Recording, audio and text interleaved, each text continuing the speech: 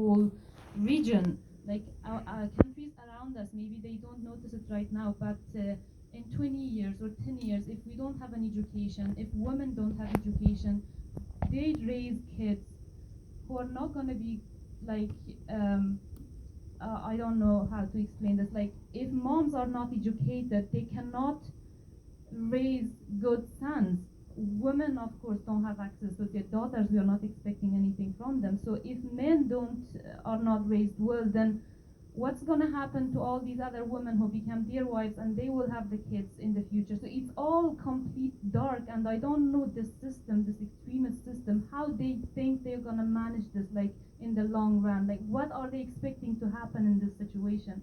This is a thing that has to be solved within the country. They have to come up with a solution. This can't go on like this.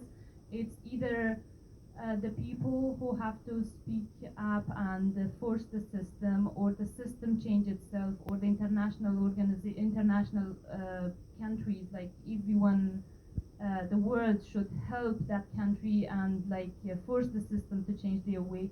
Or there has to be another war like it happened last time, and Taliban has to be taken over and another system has to replace it. Like, there are so many options, but one has to happen, because it cannot go on like this.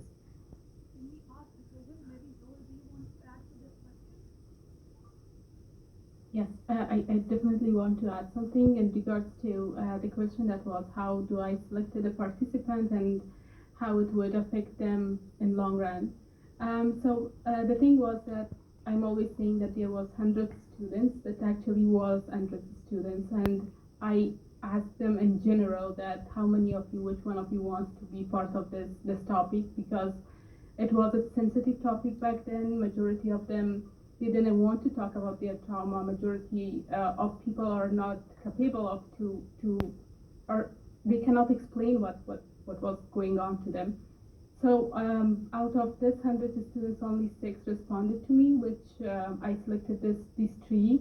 And the reason for this 3 was that it was more, I could approach them easily, I could speak with them easily, because we already have a connection established back in Afghanistan when we were studying there, to like getting preparation to come to the United States. So I knew them, and I knew that they would open up if I would ask any sorts of questions.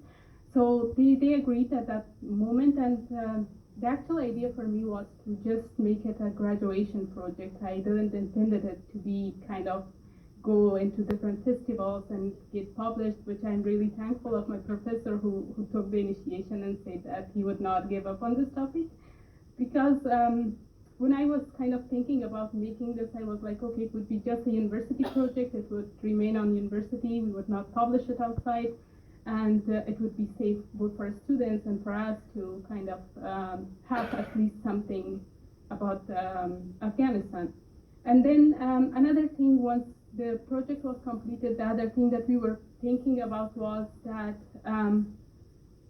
Fulbright students actually, especially from Afghanistan, they don't have any voices. If you go and search and search and search, you would not find anything from them. And it's not the first time that this opportunity came to Afghanistan, and people are investing on themselves, and governments are investing into each other, and they are bringing all of these students, but then the result is kind of diminishes. Once these students get reaching to a certain point where they can go back to Afghanistan and contribute back to Afghanistan, majority of them, when I was in Afghanistan, they were living under fear. They were not expressing themselves openly into society that they are actually Fulbrighters and they can, because there is an idea back in Afghanistan that whoever goes to the United States, gets their education, and comes back to Afghanistan, they are kind of puppets of that country. They are bringing the stuff that is not safe and not good for country. So their voices were kind of completely diminished. They didn't have enough to say, like we don't see many things from Fulbrighters, which is kind of publicly available. And we saw that they have did a lot when they were in Afghanistan to prevent the scholarship from kind of diminishing from Afghanistan. Once we are talking about education inside Afghanistan didn't stop only in Afghanistan. It stopped worldwide. Like this scholarship was kind of a pathway for students to come and learn from outside of Afghanistan. So the other thing was that when we decided to bring this into the festivals, I talked with the students that we are actually planning to put it outside because we kind of can make it as a tool for advocacy. Maybe not now, it might not kind of respond now, but maybe in future when it's out and it gets, like, more people can see it, we actually might be able to restore those voices that are lost. So that was the reason that they agreed to kind of put it out. Yeah, with this, I would like to thank you all, and I would like to remind you that in Afghanistan, with the closure of USAID, there was a Lady Health Visitor program, which was the only access to health care for women living in the far-flung areas of Afghanistan, and even in bigger cities like Kabul and Herat, and all these cities. Now women do not have access to this basic Lady Health Visitor, services.